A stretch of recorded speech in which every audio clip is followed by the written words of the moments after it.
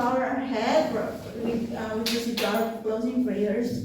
We thank you, O Lord, for this day, our worship days, for giving us our wisdom and knowledge. Maraming salamat po sa araw-araw na biyayang pinagkakaloob mo sa amin.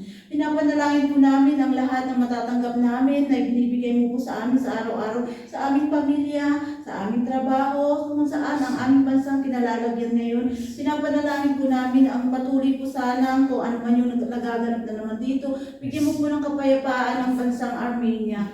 Pinapanalangin ko rin po ang aming bansang Pilipinas at sa buong mundo. Sana po, kayo na po ang bahala. I-bless niyo po kung ano man itong mga kaganapan na ito, Panginoon.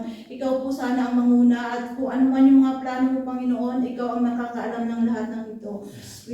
We pray this, O Lord, sana bawat isa sa amin dito, bendisyonan mo, ipakaingatan mo po, Panginoon. Lalo-lalo po ang aming pastor na nasa Pilipinas ngayon, nakasalukuyan na mamahagi ng iyong mga banal na salita.